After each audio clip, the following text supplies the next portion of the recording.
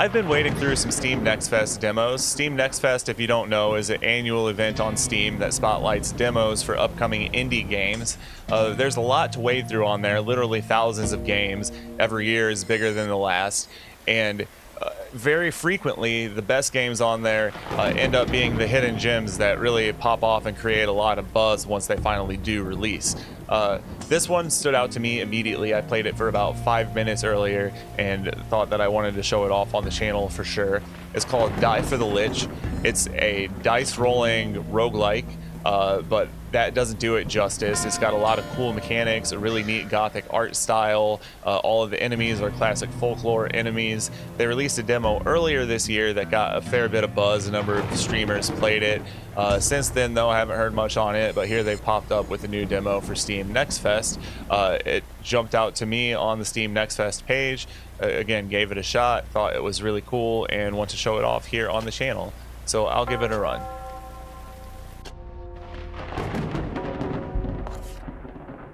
Looks like to begin with, we get to open up an item.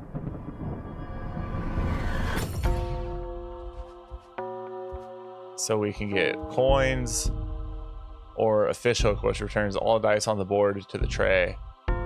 That sounds pretty good to me. So we'll go into our first battle. Essentially, the way this game works is you have dice and equipment, and you can get new special dice as well as new equipment as you go. You fight the enemy, pretty typical deck builder roguelike setup where you see the damage that they're about to deal you and their hit points. But the neat thing about how this works is you select your item and then you start rolling dice. And it's got sort of a blackjack mechanic. So we're aiming for 6, and if we hit 6 with our dice, we activate the critical effect of our weapon. But if we go bust and go above 6, our weapon deals no damage, and we can stop at any point and deal the amount of damage for the dice that we have rolled. Later on, we'll get all sorts of ways to manipulate the dice rolls and hit those criticals more frequently. But for now, we'll start with a 6-sided. Only hits 1, so it feels pretty safe to roll another 6-sided die. But now we've got a 50-50 proposition whether a D4 is going to activate the critical effect or not. I'll go ahead and give it a shot. I'm not going to push my luck any further, so now we attack the enemy, and we can use our shield and roll 1d4 worth of shield. Click yourself to activate that. Enemy attacks us and we block it.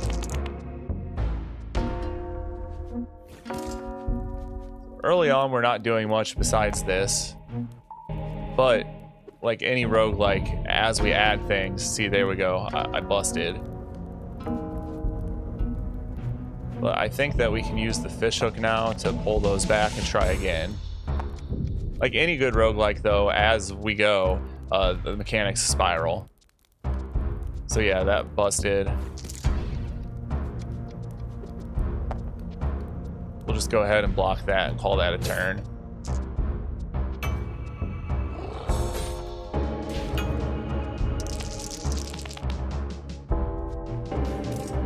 This blackjack mechanic is really unique, though. I don't think that I've played another roguelike that approaches things quite like that. So see, here's a special die where every side is 4, so we clearly don't want to roll that one. This clover adds 3 to the counter, so we can use that and hit our critical, which again with this allows us to roll 1d4, and we can roll the one that always lands on 4, and now we're dealing 10 damage. Throw our shield up. So it's 50-50 whether or not we bust, but we actually hit critical, and the critical effect there is to add 2. We were going to block anyways, but that gets us through the encounter.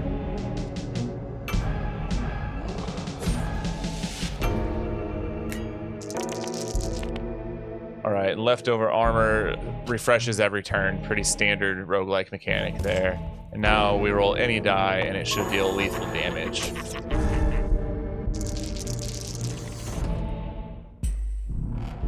When going through all the Steam Next Fest games, sorry, I'm picking my dog up onto the chair. When going through all the Steam Next Fest games, a lot of them, in fact, I say the vast majority of them, While there are some cool ideas and cool mechanics there, the biggest bar for small developers to clear is presentation. So when one has everything going for it in the presentation department like this one does, it makes an impression. And then when it's got neat mechanics too, that's when you know you're really cooking. All right, so these add 1 to the counter. So like if we're short on our rolls by just 1, that would bring us right up to where we need to be. But this looks really good. It's rare. It always rolls what we need. So no choice where to go next except for a battle. So fighting the Black Stag. And he has a unique mechanic where every time I roll a d4, he's going to add 1 more damage to his counter. I suppose just use the lucky die and then the obsidian die. That gives us a perfect 10 attack. That blocks everything, and we're good to end the turn.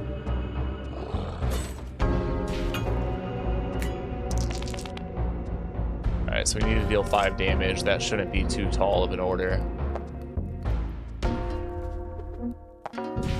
Unless we bust, but we can fish hook to pull everything back and try again. Let's just roll the d8 this time. And now we're perfect. That takes care of the Black Stag.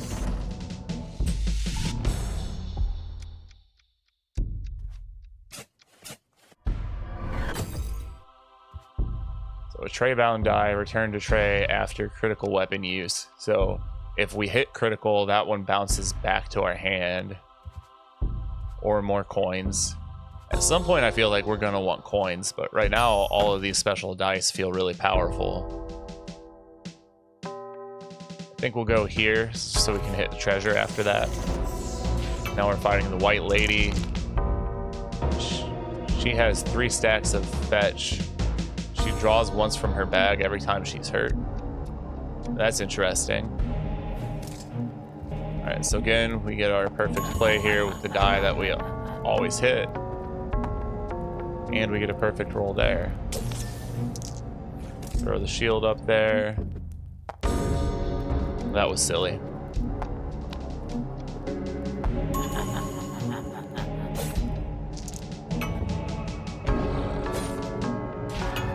Not sure what happened when she drew from her bag. Did her damage go up? I think that's the case.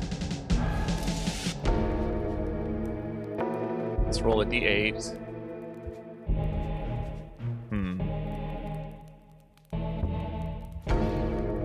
50-50 shot here, but we busted. So unfortunately now we just have to focus on defense. But we've got our perfect 4 die, and that blocks everything.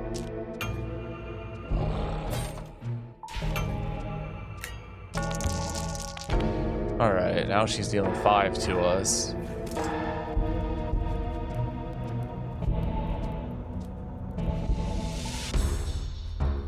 See, if we would have taken those coins, we could do stuff like 4 + 3 and a coin, and that gets us up to 8 all the time, you know, hit numbers that we need. Surely we won't bust twice in a row, right? No, we'll get exactly what we need. So we unlocked an item.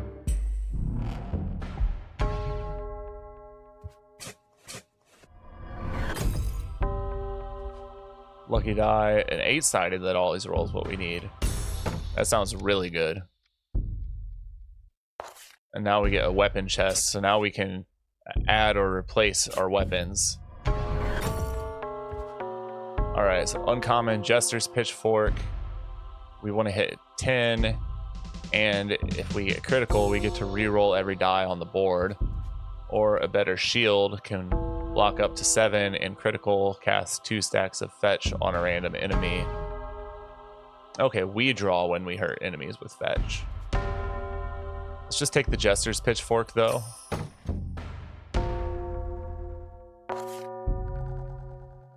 Alright, so now we have a shop. You've come with nothing but yourself. No coins, no problem. Okay, so we would have had an opportunity to buy this, but maybe we can pay for it with blood, but we should not do that.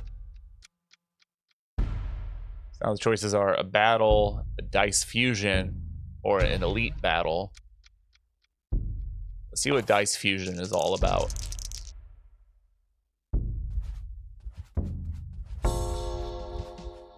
So what if we take this and fuse it with this? I have no clue, but we'll see. Okay, so we took our 6 that always hits and made it into something where every side is 6. I don't know if that's necessarily better or worse, but that's a cool mechanic. Alright, dig up our chests. Short sword is critical, is reusable on the same turn. Or a rusty shield, same idea. I feel like we have plenty of offense now, so maybe making our shield better, especially as we push into tougher enemies, might be the move. Die for health. That looks like you roll to gain health back, but we're perfect, so we'll go into our battle. Now we're fighting 2 of the white ladies. Alright, so Jester's Pitchfork. And if we roll the 4-sided die and it hits anything but a 1, which it did, we should be able to pair it with our lucky die. That makes it critical. And its critical meant that we re-rolled every die on the board. That just, I guess that just added to damage. Or was I supposed to re-roll the dice on the board? That was a little unclear. That hits the critical, but we don't have any 4-sided dice to throw. Alright, so now we defend up. Suppose a D4 is the way to go. And it seems silly to push our luck there, because I think we definitely bust.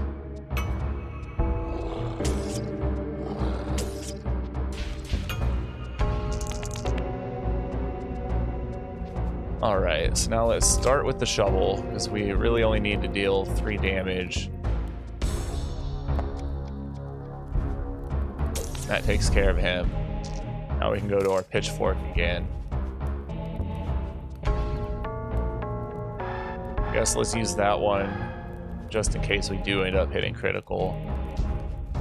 So now the choice would be, do we roll a D6 or a D8? D6 has less of a chance to bust. So I think that's the way to go. May as well push our luck since we have the fish hook and we hit critical. That's awesome. Okay, so they all reroll on their own after you hit critical. Now we need to worry about blocking our damage. That hits critical, and that means we get to reuse it. Yes. Now anything should do.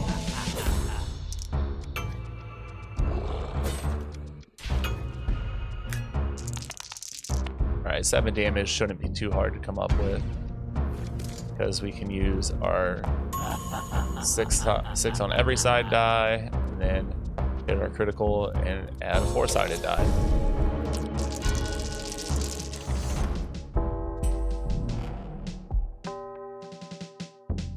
Alright, so we've leveled up, and now we get to pick a permanent ability. So, Ghost Mask, create a Ghost D4 in your tray every time you hurt an enemy. Or Duomo Pauldron, gain 1 armor on rolling is with a die. Might be a strange translation or something. Let's just go with the Ghost Mask, that sounds pretty powerful. Odd die, every side is an odd number. So that's a D4 that only rolls 1s and 3s. Cursed Offering. Gokstad Shield. Critical, draw 3 times from your bag. Dice-bound Curse, can only roll 3 dice. That doesn't seem like too much of a negative. Or a Scythe. Critical, roll 2 D4s from your tray. Deals 3 health when this weapon kills an enemy. Unlucky Curse, times 6. Rolling a die forces a low prediction onto a random die. Okay, so I see. This is sort of a similar mechanic to like Hades when you get the chaos blessings. So there'll be 3 negatives of the dice bound, and then we move past it. So let's replace our shield with that guy. And let's see what an elite combat is all about. Alright, so we've got 4 of these guys. Okay, overkill. This is a really neat mechanic, actually. If we deal more damage than the number of health that they have left, they come back to life with the amount that we went over as their HP. So we have to deal the exact amount of damage to them for the kill shots. Which with Jester's Pitchfork is not going to be terribly easy. Again, though, we should be able to roll anything and hit our lucky die. Now use our shovel.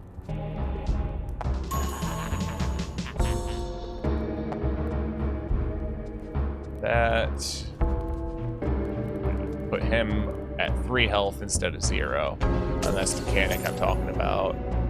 So now we need to block with this guy.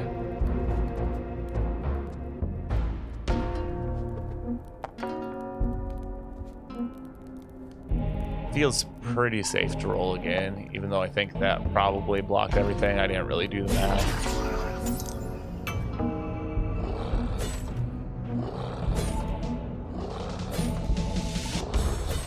Alright, so I think if we roll a 4 at all, we need to use it to kill him. Guess let's start with a D6 here. Bust is not good. Alright, D4, fine.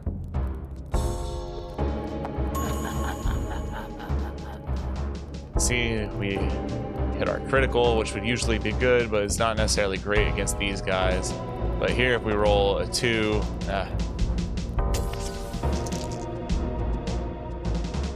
Okay, so we need to block some damage for sure here. At least next time we've got more options for kill shots. 4, 8, and 3 all become kill shots. Alright. 9 block is pretty good.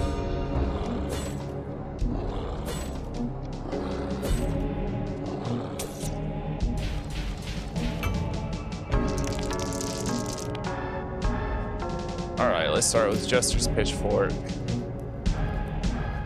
And let's roll D6.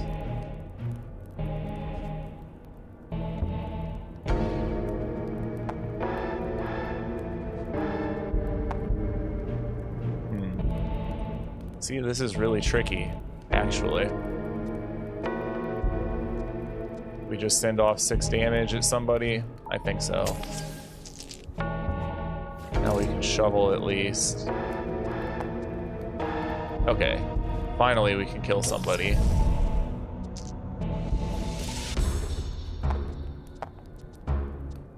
And we're gonna take some damage here. I would expect an elite combat to be harder, though. Okay, here we go. Got our perfect dice now, so that's helpful. See, if we get 10, we'll actually do more than 10 and overkill him. So Jester's Pitchfork is not as helpful here as it normally would be. Okay, I may as well just use it as 3 since we have a 3. Now here, we might actually be able to hit the 10 that we need to kill him. What are these guys doing? Oh, he's gonna buff him next turn. So hopefully we can kill him. Regular D4, yeah. 8 damage. Okay, so at least 2 or a 4 gets us a kill shot next time. We only need 4 block. Okay, cool, we got there.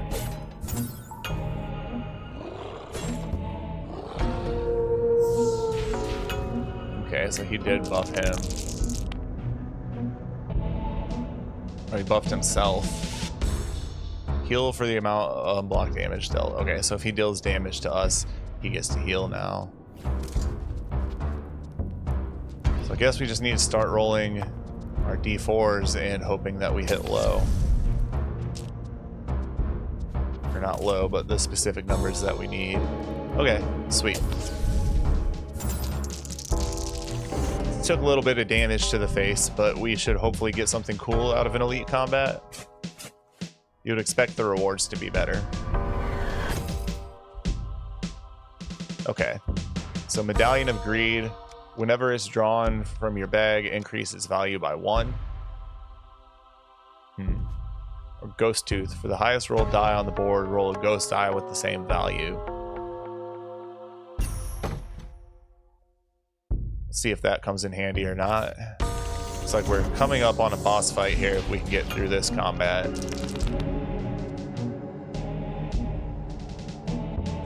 Alright, so we can draw from our bag when we hurt those guys. He's got a ton of health. And we've got a bunch of damage coming at our face. I think the smart thing to do here would be to just do this first so that we can hit exactly what we need and draw from the bag 3 times with our critical. Jester's Pitchfork. I guess roll the D8. Push our luck with the D4. We busted, but we can fish hook.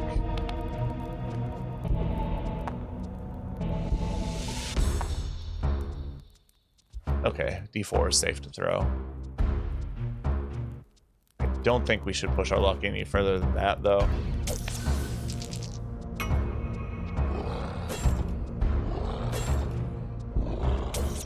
Alright, they're doing some damage. Alright, so now we got that Ghost Tooth thing. It says for the highest rolled die on the board, roll a ghost die with the same value. Okay, so like if we roll a D8, that'll be a D8. If we roll a D6, that'll be a D6, etc. At least that's how I understand it. So same thing here. I think that we should be defending first in case we hit our critical, so that we get to draw more die from our bag.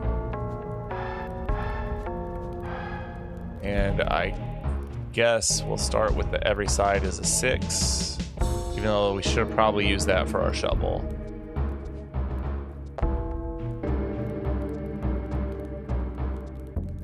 No point in pushing further there, we'll just bust. As you can see, the number of different decisions that you have to make kind of grows exponentially as the runs go on. Starts off really easy, but now here in this battle, I'm second guessing myself. I'm sure that I haven't done optimal play. Alright, so now this should become a D8. Precisely. Or does it just match what's already there, or did we just get really unlucky twice in a row?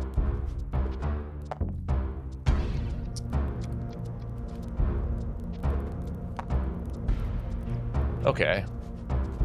We were just getting horribly unlucky. I think we're only taking 1 damage.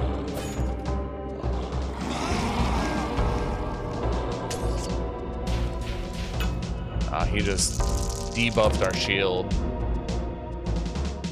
It's halved. We can only do up to 5 defense with it now. So these guys are really starting to fuck us up. Every side of this is a 6. Now we can throw an extra D4. 8 damage. I guess I'll throw at this guy. Let's see if we can crit with this. 2 of these are 3s. It didn't hit though. That gets us there. Now Jester's Pitchfork always rolls what we need. That's good to have here.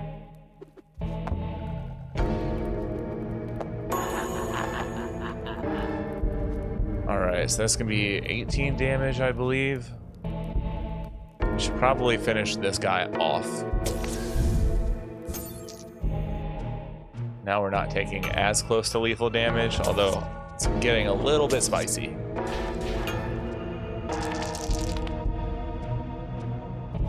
Alright, defend first, I think is what we've decided. And I think that we need to clear some room in our hand before we do that. Yeah, so that we have room to draw.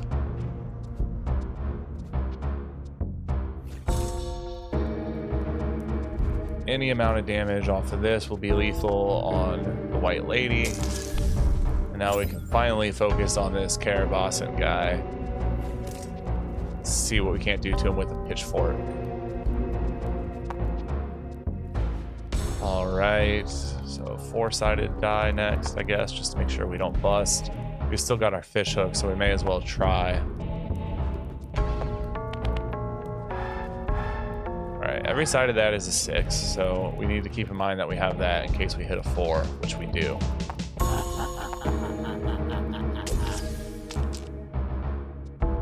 Alright, we actually successfully block all of that, so now we're finally cooking. Limping through this battle, but we'll get there. What's he doing? Okay, he's getting ready to curse our weapon again.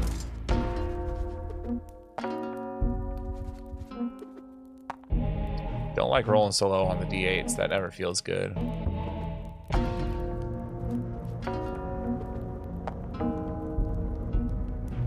I think we just gotta launch that at him. Oops. 2 more damage gets him. This can only roll 1s and 3s. Okay, we're through that encounter. I think we get to heal and do a boss now. Okay, and we level up, so we get another ability. We can re-roll. You can re-roll if eye patch is on the board, or at the beginning of your turn, make a die prediction. See what that's about. Wonder if that means that we get to like set the number of one of our dice, or if we get a bonus if we guess. Right, create a ghost die of the same type and place it in your tray. So that's a D8, that makes another D8.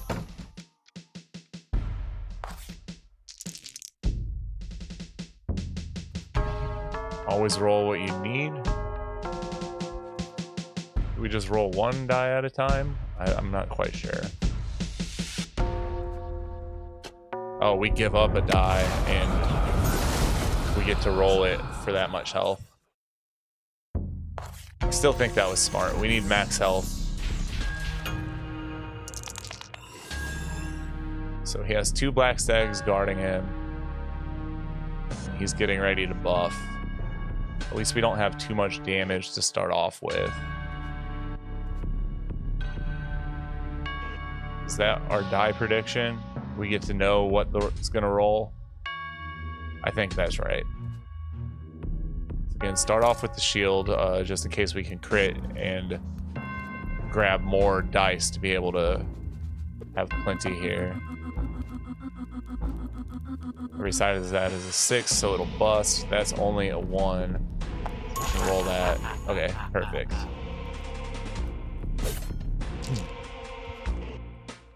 Now I guess let's start with the Jester's Pitchfork.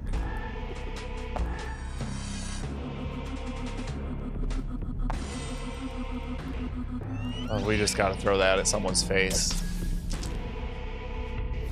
Now we can use that to make sure that we crit.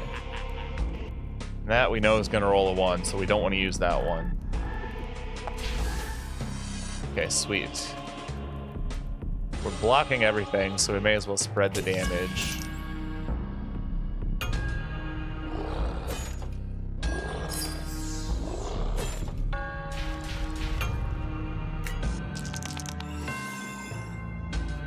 Alright, again, I think block first, because if we crit, we get to draw more die. I guess let's throw that and see if it works how I think it does. Yeah, that gives us another D8 immediately.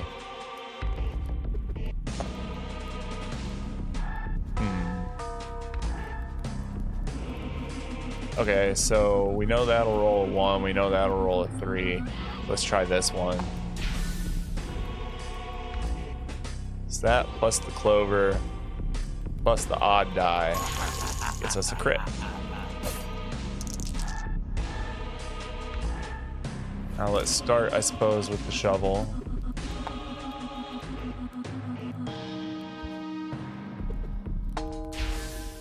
Alright, 4 damage is enough to clear that guy.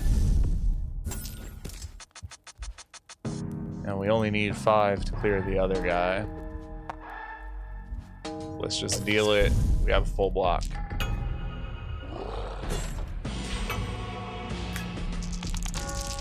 Okay, every time we deal damage to him, we have to discard an object from our tray. Don't need to worry about blocking because he is cursing our weapons this turn.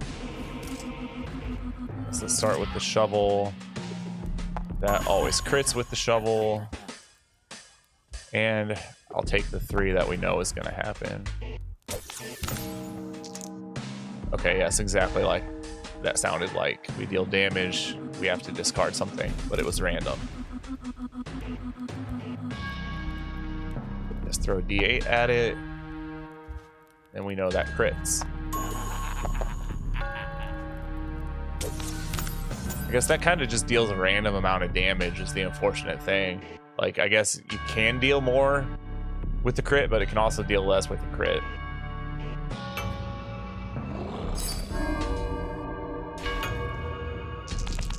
Alright, so his counter starts with a -4 for 3 turns. Got 11 coming at us, so no possibility to block it all.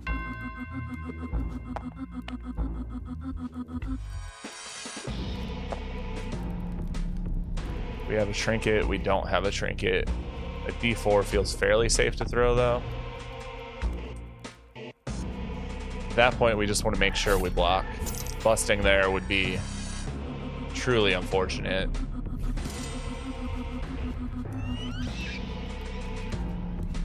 So let's throw a D4. This has a 50-50 chance to hit a 1, which it does. So now we can do that. Alright, 10 damage. That's a nice whack to the face, and we're through his stacks of the discard. This nonsense starts at -4 this turn. This is actually pretty good for it because like we get more dice for the reroll mechanic. Unless we happen to crit in 2 rolls. Alright, 3 to the face.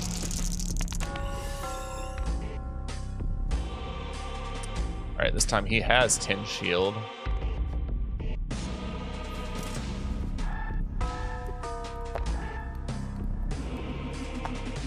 Gets us to 9. May as well just throw that at his face. Let's do that. Again, 3 out of 4 is guaranteed 75% as good as we can get, so I'll take that every time there. No reason to deal damage. Okay, he was getting ready to cast shield on himself. He didn't have it yet. Now he does, but now he's also attacking for 10. This will start with a D8. 6 out of 10. Plus 2. No, that was a misplay. I suppose we'll just roll. Yep. At least that's why we get the fish hook. We get to try again. 1. As well throw the other D8. 6.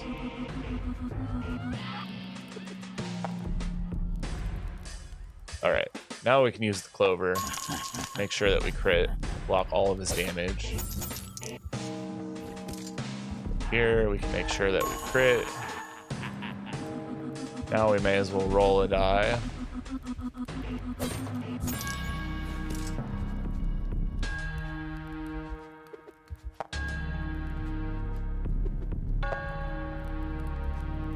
That feels pretty safe.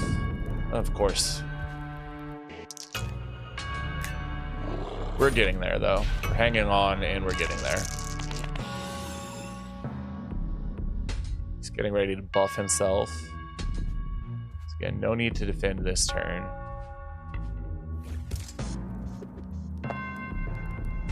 This Jester's Pitchfork is actually not such a hot weapon. I should have picked the other one way back at the beginning of the run. Alright, so this only rolls 1s and 3s. That we know is a safe throw. I suppose we should just take the 8. Here's always 6. Alright, really getting somewhere.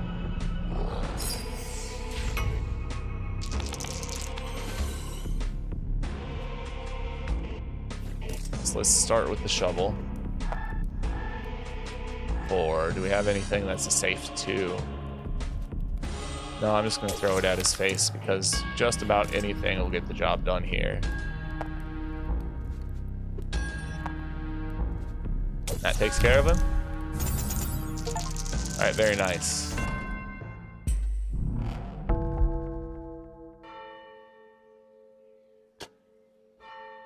So that's all for the demo. It's just one boss. But we unlock new types of dice, new weapons, and all of that for getting through there. So there's incentive to play this demo multiple times. I'm definitely going to. I want to explore everything it has to offer here, and I can't wait for the full game. I've checked out a number of other games on Steam Next Fest, got a number of videos in the pipeline, a bunch of other roguelikes.